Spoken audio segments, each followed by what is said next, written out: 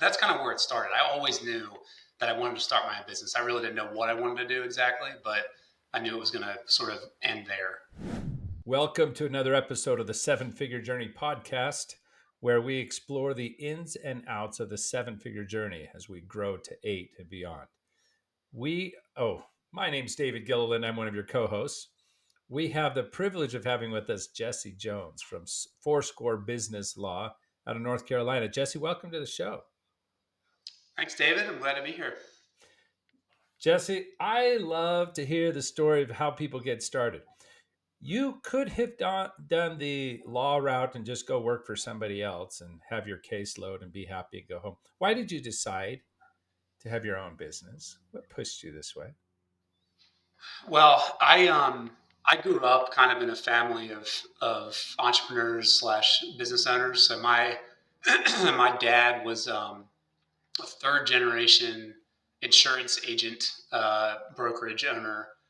That company was started by his grandfather back in the 1920s, and so it sort of went from his grandfather to his father, and then to my dad. And so I kind of grew up in a household, seeing my dad, uh, deal with growing a business or managing a business or running a business, um, and knew I did not want to do insurance. But I really liked the idea of being able to build my own business, my own team.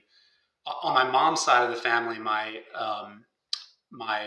grandparents were immigrants from Germany, and so my grandfather on my mom's side came to the U.S. when he was 12 or 13 years old, and his father was a builder, and then he was a builder, and so he was a general contractor that kind of my mom's side of the family worked on. Um, if I had been born 10 years earlier, that's probably the business I would have been in. I always really enjoyed working with my grandfather while I was, in high school and a teenager. But, by that point, he was in his, late 70s and 80s. And he was one of those, old German guys who worked until literally like the day that he died. He was, in his early 90s, still moving stuff around and telling people where to go, and it was really fun to grow up in that environment. But that's kind of where it started. I always knew that I wanted to start my own business. I really didn't know what I wanted to do exactly, but I knew it was going to sort of end there. Very nice. Yeah, yeah. I can relate. I can relate. On my dad's side, it was the contracting business coming down through and all of that and the conversations at home and everything, right? And watching Right. it. Well, very Right. cool.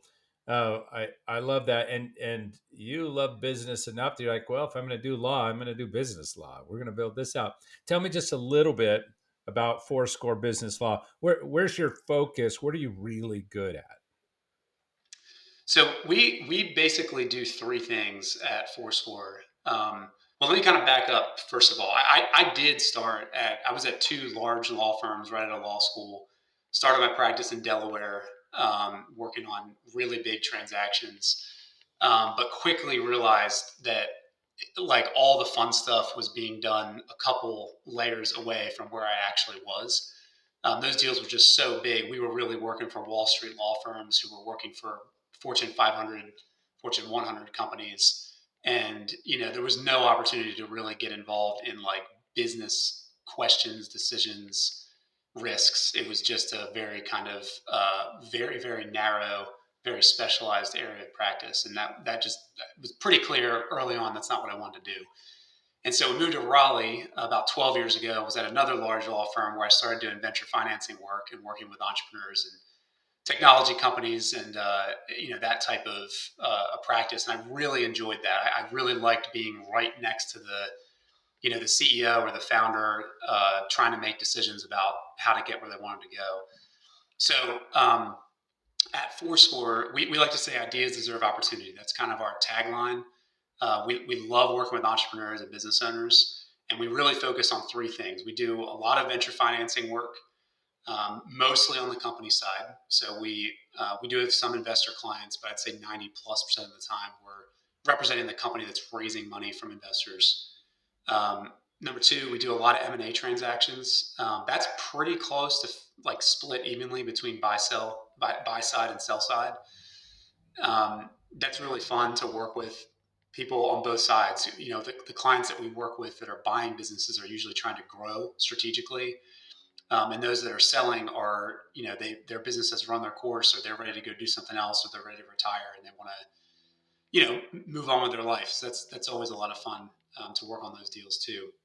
And then the third area is we just serve as outside general counsel for the clients that we represent. So we do everything from software contracts to license agreements to employment agreements to equity comp plans to trademark registrations. We do pretty much anything that comes up in the day to day of a business, whatever kind of business it may be.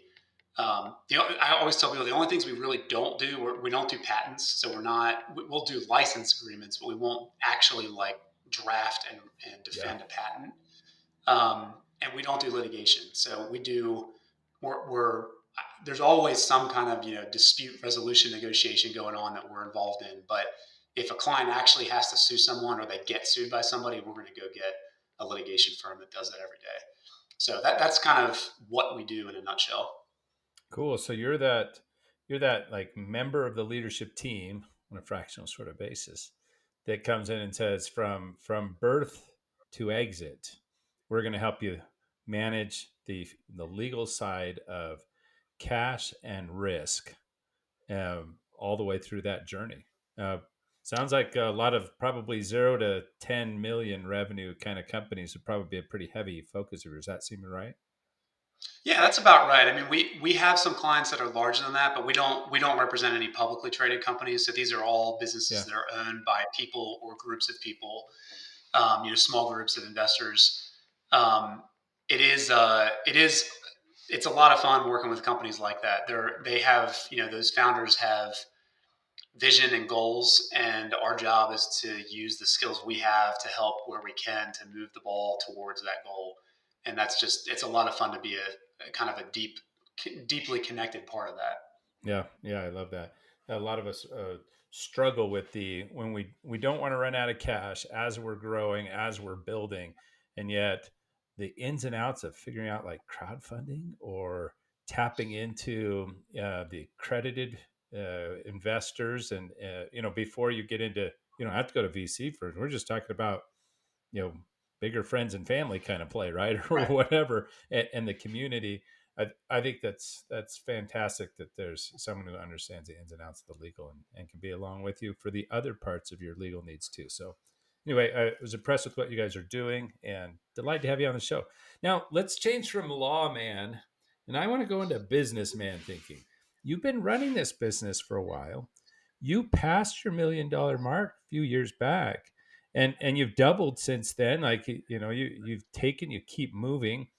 What are some nuggets? What are some things that have helped you succeed with your practice and growing it with your business? What's really helped you grow this firm? I think there's probably two things that stand out. Within the first 2 or 3 years, I would say of starting the law firm. On day one, it was just me. I had no employees. I had no one to help. And pretty quickly, I mean, so I started the company in September of 2017. So we're coming up on 7 years really soon. Um, and by Christmas of that first, 4 month period, it became really clear to me that this is not what I want, because I'm not a one man show kind of guy. I like having a team. I like working with people, towards the common goal. And so it was a lot to kind of to handle the first few months. And so I started looking for folks who I trusted, who might be able to help me if I had some overload, and so there were a handful of other lawyers that I knew that were interested and had a little bit of available time. So I had some folks kind of contracting for me on nights and weekends to begin with. And after, maybe after 6 months or so, one of those guys was, crazy enough to say, I'm going to leave my job and come, be full time with you. And I was like, okay. And so that was the beginning, I think, of the first kind of turning point. But for a little while, what we had was me and one employee, and then a handful of contractors that could help out as needed. But after a few months of that, it just became very clear that this is not going to work. I can't have a team of people who are primarily, um, not not that they have to be exclusive to me, but I need people who are committed to what we're trying to do here. Yes, yes. And it just, I'm not saying there is a place for contractors, and there still is on my team, but it became really clear that I needed to build a focused group of people who were committed to doing what we were going to do together. And so that was kind of the big it was great, right? I mean, from one hand, like using only contractors was great because there was really no risk. If I didn't need them, I didn't have to pay them, but it also just wasn't going to work. It just wasn't. It was always going to be me, really, if I had contractors only. And so, in order to kind of get the company moving towards something that's more, stable and sustainable, at some point I had to just sort of be willing to take the risk of like, okay, I'm going to pay these people whether I have anything for them to do or not. And so I started hiring. Some of the contractors were willing to come on full time. Other folks kind of jumped right into full time work. Um, and so that has been one of the things that I think really made a big difference. Um, the other one is I'm very, very thankful, very grateful that the timing of this worked out because it really wasn't my plan. But um, in August or maybe September of 2019, I met with a guy who I sort of tangentially knew from some other work years before, who wanted he had sort of become an EOS implementer, and he wanted to meet with me to basically just trade. Hey, here are some folks that might be interested in your services, and you can tell me some that are interested in mine. And as I'd never really heard of EOS before, um, and as I listened to him, I was like, forget like whoever I was going to tell you. Like, I think I need this. And so I hired him to implement EOS for my company. Um, that we our first quarterly meeting was I think in October of 2019, and our second one was in January. And I don't know what would have happened during COVID if we didn't have sort of the beginnings of a foundation of some kind of structure, because it was up to that point. I mean, we were a little more than 2 years in. It was extremely reactive. There was not really, I didn't really have any structure for how to really manage and intentionally grow the business. It was very, very opportunistic and just sort of, I'm going to open my laptop this morning and see what there is to do. And so I am so thankful that that meeting happened when it happened, because really COVID ended up being, I mean, from a revenue perspective, it wasn't great, but it was really a time where things really changed in the way that I looked at the business. I went from being always the top billing lawyer every month to, during COVID, not wanting to lose any of my team, but not having enough work. And so kind of thinking, well, I don't want to have to let any of these people go. But if somebody's going to not do work, it's going to be me. And so I just started distributing everything that I had out to the team, which what that resulted in was I actually had time to think about, how is this going to work 6 months from now, a year from now? Yeah. What do we have to do that nobody else can really do but me? And if that hadn't happened, we'd probably still be doing the same thing, where I'm kind of billing more than anybody and everybody else is kind of helping me. And that really wasn't the way I wanted it to work, but I didn't know how else to do it. So the EOS thing was huge. Very cool. All right, let's pull those nuggets. I just want to say them clearly and then fix it if I don't say it right. You know, Sure. we had a few breakthroughs. One was you began to shift from being a doer to being to like leading or to add value through other people around you. You started to shift and you had to let go of being the top dog, right? The top revenue earner, generator, whatever. And even though you're like, but that means I'm not taking home the same cash. Yes, that's what that means right now. as you build out that team, that through them you'll take home more cash eventually. You make the plan, start working the plan. So that was a big deal. Was you were forced to let go of being a doer and step into leading. You were forced to do that with COVID, and what a blessing. Two, you had figured out that with a growing number of people, you needed some way of managing them. You found a management system in EOS, a Rockefeller habit type thing, a scaling up like a Vern Harnish does, or all the same systems out there. Good management system that we know we have goals, we work together like this, we have follow up, right? How do I manage my team? Because it's different working with a group of people than it is flying solo with helpers, right? Right. That's So that's exactly right. Yeah. a big deal in there. And the value you found in having these two things, management system and learning to let go of some of the daily stuff, is it bought you time and space to think about what's next. What do I have to build 6 months or a year from now in order to get to where we want to be? Okay. Did that capture some of those nuggets that you learned? Yeah, for sure. And I mean, letting go is probably like you could sum it up in that. Um, and that is difficult for every entrepreneur, but it is maybe extra difficult for a lawyer because we don't want to mess things up. We don't want to be the problem. We don't want to cause an issue for a client. Yeah. Yeah. And so it takes a high degree of trust to be able to do that. And that's kind of what is necessary to make things work. Don't worry. All the other ones were listening and saying it's especially hard in my industry. Yeah, So right. we all feel that, okay? Every one of us. And there's a reason, and this is our baby, right? And the clients, these are the clients we've had for how long? Like this founding, this is I can't. And if we don't, we stay stagnant, That's right. right? That's just the way that is.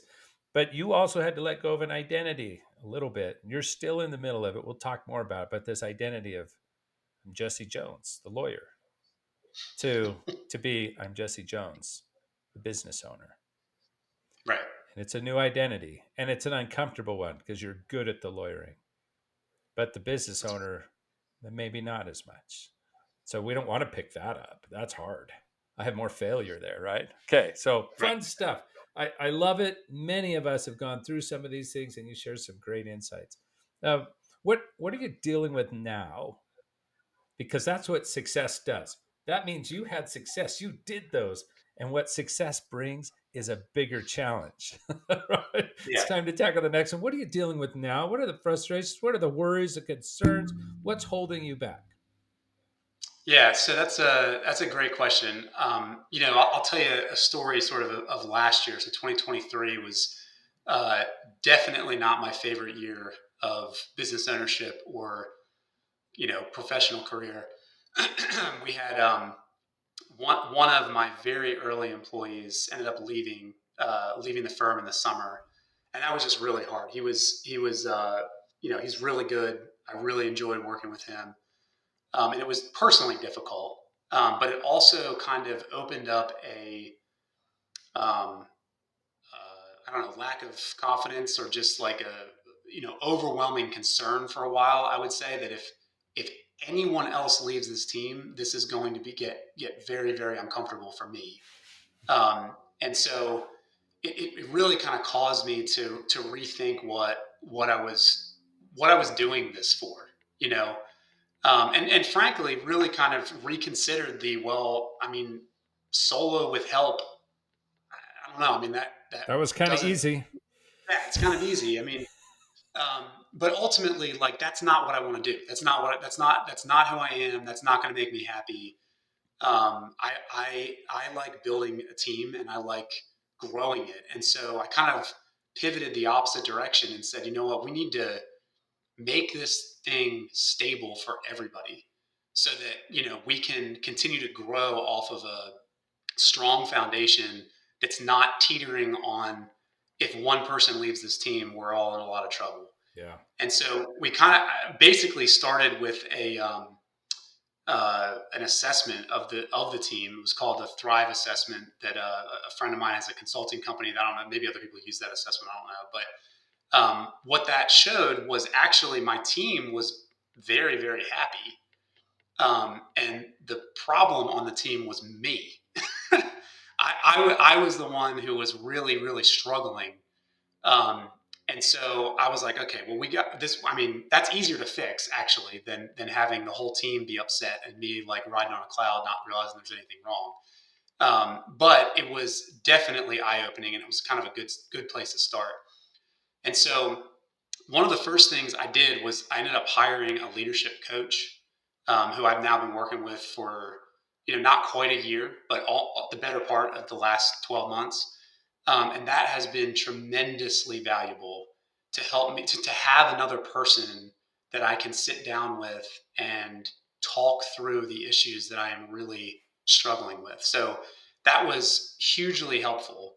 But kind of went into the near the end of the year, basically telling my team, hey, this is going to be a reset year. 2024 is going to be a reset. It's going to be kind of uncomfortable because we're going to do a couple of things. Number one, basically, if we get to the end of 24 and our team looks exactly the same as it did at the end of 23, and we're working from the same location, uh, that's not going to be good. And so, over the last 2 months, we've hired a new lawyer, not a new lawyer, but new to us lawyer, which has been great. He's been a good addition to the team. And we moved our offices. And the big change so far in 24 has been at the end of 23, we were basically 100% virtual. And we really had been since COVID. We always, growing up in a big firm, I was not a fan of FaceTime. It's like a big law type term, and I hated that so much because I didn't understand why in the world I needed to be in the office if and we're working on the internet. Like, unless I have a meeting with somebody, why do I need to be here? And so when I started Fourscore, we were very, very flexible on where people worked. We had an office, but it was like, come here if you need to, or if you have a meeting, or if you want to. And then COVID happened, and we really went fully virtual.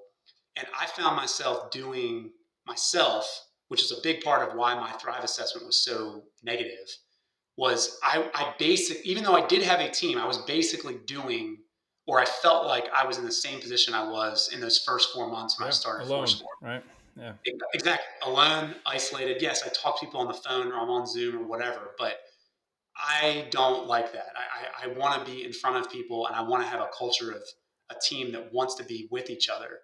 And so at the end of 23, I told the team, one of the big changes is we're going to move into permanent office space, and we're never going to be, you're never going to be, you have to be here 40 hours a week no matter what's going on. That's dumb.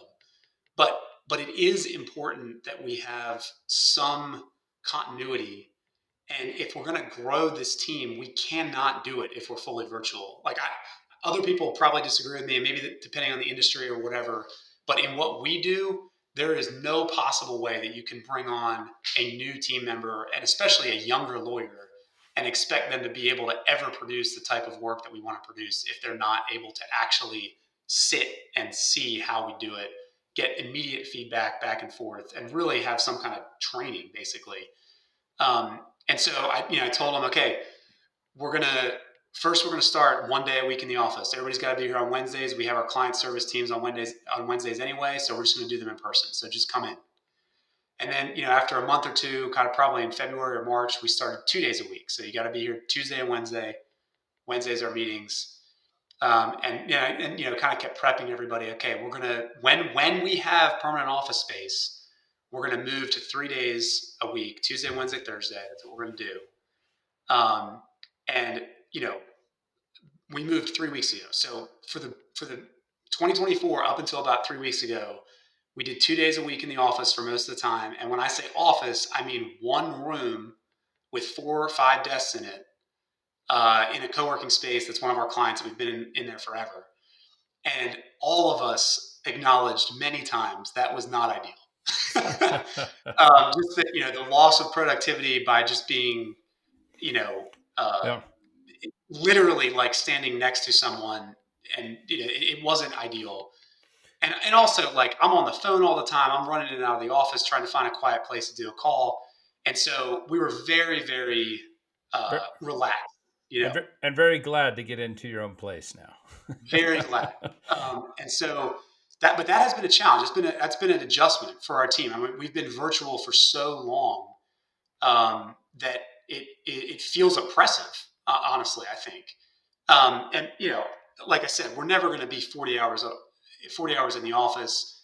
And I know that we do lose some productivity in the short term by making people drive in and you know be in the office for a full day. But I also know I'm fully convicted that this is going to be a stepping stone to where we want to go next, and we have to establish this team culture that allows us to kind of bring other people into our fold and expand the team. So that has been a challenge. So your challenge is, how do we build the culture that we can bring people in, integrate them, onboard them, and really be able to grow like this? That the people want to Right. belong. That people that we can build their own talent too.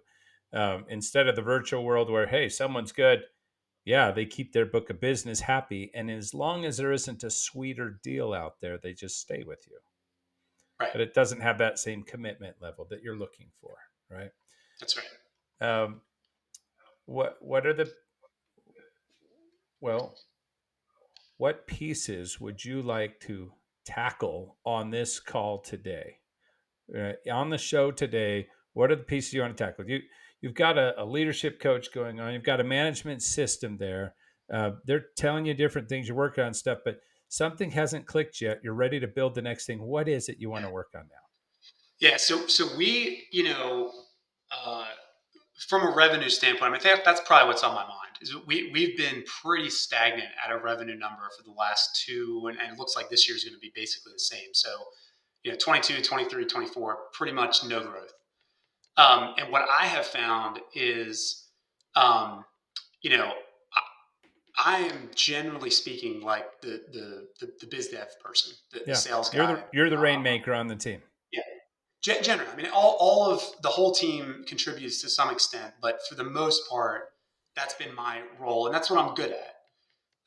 And before, what was in the way was billing. I can't be the top billing lawyer and also really have Mhm. time to go out there and try to generate business. Great. What's in the And way now?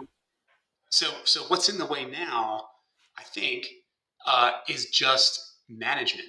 It's just stuff that has to be communicated. It's decisions that have to be made on, figuring out if we need to adjust our comp model.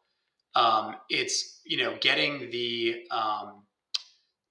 getting a plan together for really, like, how do we figure out who do we need to bring onto this team next, and how do we find them?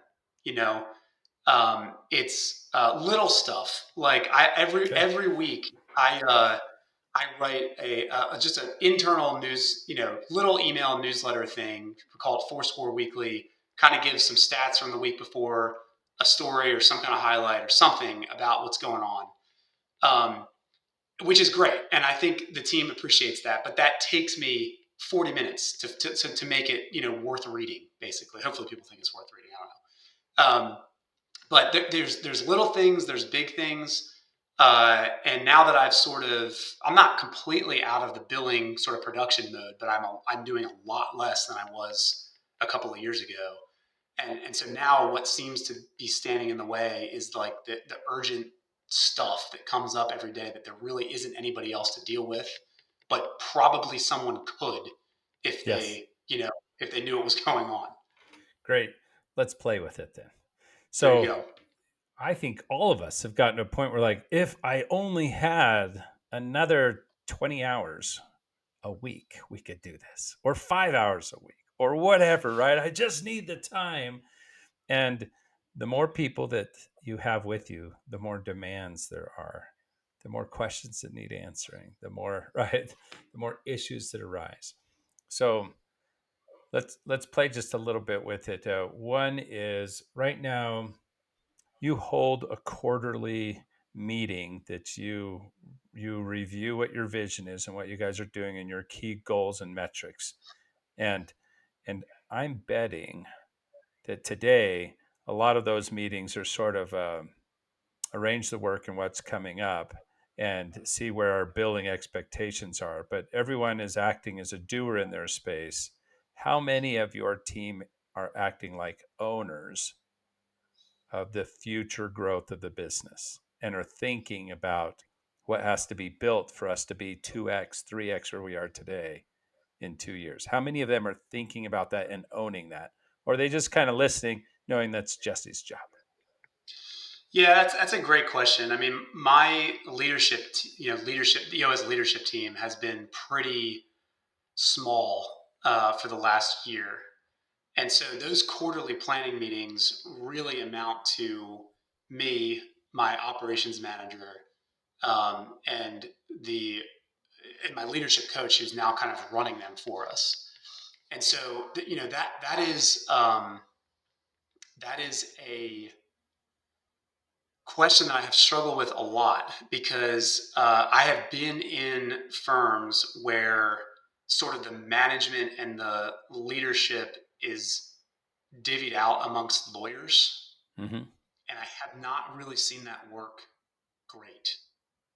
Um, because lawyers are smart people, but generally aren't business people. They're Uh, technicians. Exactly, and they're Yep. good at that, and they need to do that, and they also drive the revenue. Like if we don't have them focused on that, then we have another problem. Okay. And But so, but I just wanted to see. So the grounding is you've got an operations manager who isn't a lawyer, right? correct. You've probably only got a team of 8 or 10 people right now. Yep, there's 9 of us. 9 of you going. Have an operations manager, and you have and you've got an outside person who's not owning anything. He or she are facilitating various meetings. So they're not actually Correct. building new stuff. That's right. They're talking about things with you. Okay, great. You're at this fun little stage that it takes shifting gears a little bit and where you're at if you're going to get to the next level. So you'll find this is a stagnant place. So I last two, Hmm. 3 years kind of been flat on some things.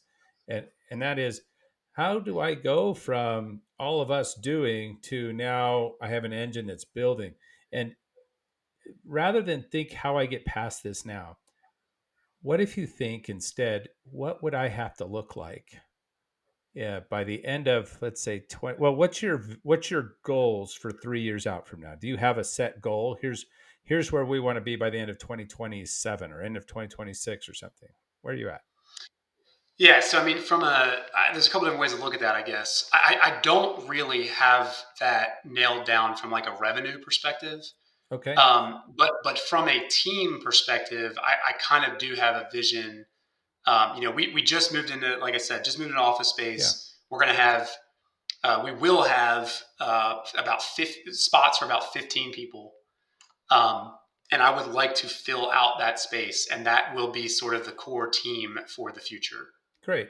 And each person on your team represents. So if we're at like 8 or 9 now, and you want to be at 15, and I know this isn't exact because you have some admin and things, but Sure.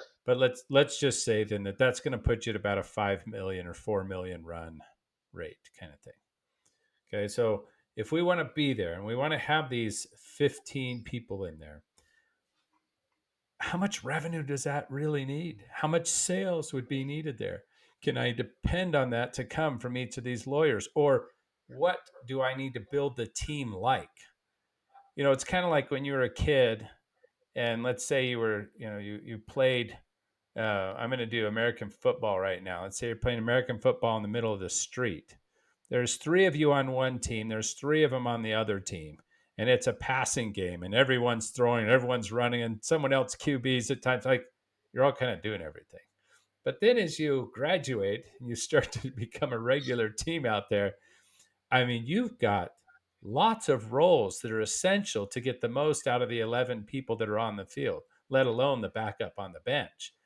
You've got people tracking stats, you've got people taking care of equipment, you have so many roles and positions. So When you get to 15 people, can you sketch out and imagine which positions were key? Hmm. And if you can't, you don't have a vision for where you're going yet. But once you can see what you have to start building today. So let's imagine 15 people there in the future. 15 Yep. people. I'm working 4.5 million revenue or something like that. I don't really know where the law firm holds on their numbers there, but doing some decent revenue that isn't retainer. It's not just they pay every month without us doing anything new. These are new deals. So that's a lot of sales activity. In fact, that may be beyond Jesse on a full-time basis, or Right. it is you on a full-time basis. Normally, when I pass the 3 million mark, it's time for the owner to start building other salespeople. Hmm. So you can decide Yeah. wherever that is. Yeah, that is that's a great point because I do think that I mean there's a limit, right, to what I can actually bring in, and I That's think right. that's probably why we have been stuck at this revenue number for a while. Although I don't know is if I was able to truly focus on that, if this is really the limit or not, you That's know? right. I and I've seen business owners who had to sell on a project basis, kind of like the lawyer, your type Mhm. of law firm does. Um, that that was able to do 4 million a year. Okay, 4 or 5 million a year. One person fully responsible for closing that kind of work. So, is it possible? It's possible, but what's sacrificed? At Right. that level, if the owner is doing that much, who is building the other leaders? That ops person is left to just run things as best they can. They're not actually being upskilled.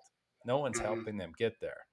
Uh, your other lawyers, there's nobody making them better lawyers. Hmm. They're not Hmm. thinking of that process. Your onboarding system isn't going to be great, and your training of new people, because who can spend the time on it? You're Right. selling nonstop.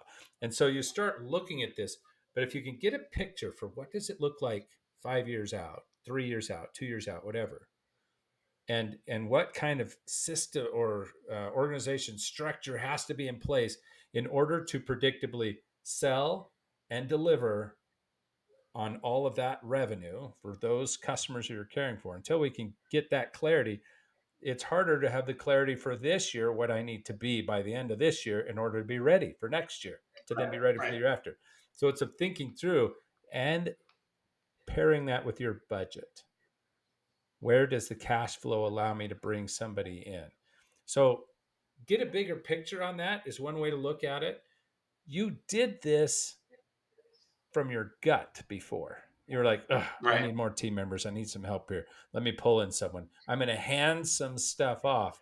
Now, let's do this by design with your team, because it could be that your lawyers in there say, but I've always wanted to learn the revenue side. And then we Hmm. start looking at it and saying, oh, then let's organize our time differently. I'll coach and help you.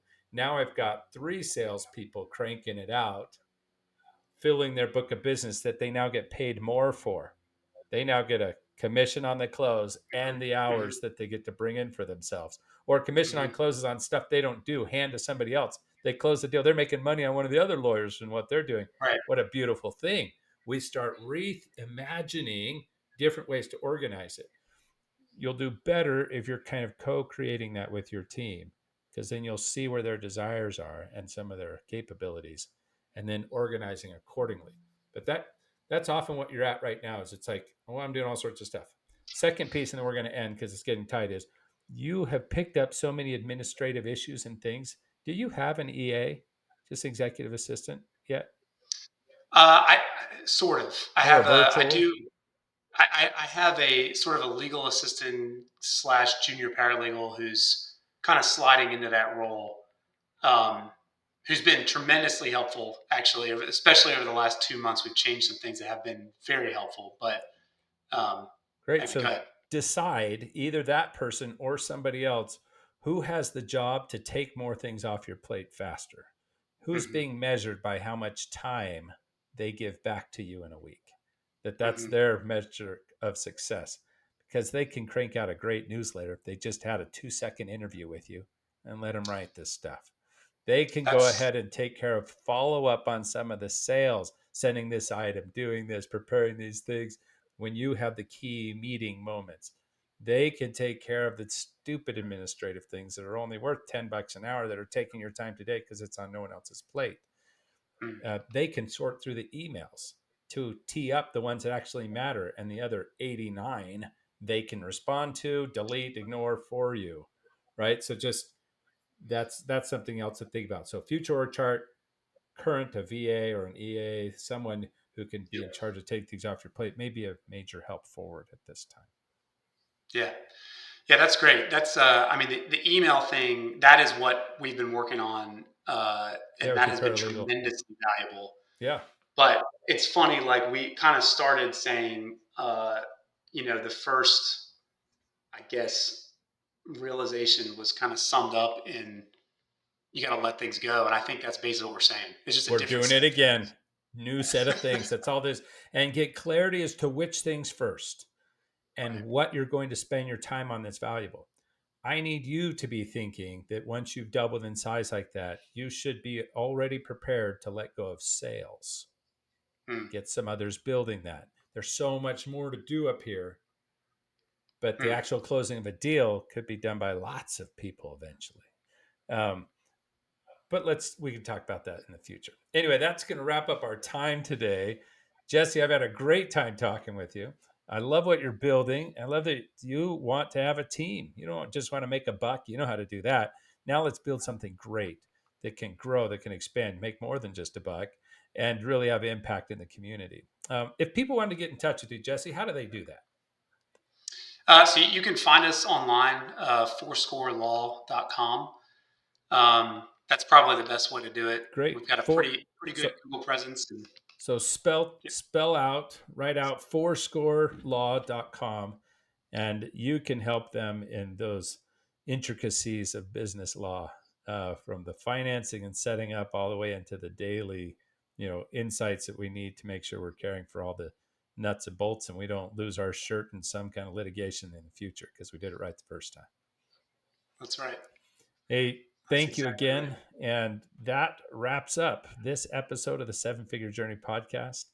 For all of those who appreciated some of the things that Jesse shared or that we talked about, please like and share and do what is necessary to get to other seven figure business owners. Uh, Keep striving, learning, growing, and caring. And until next time.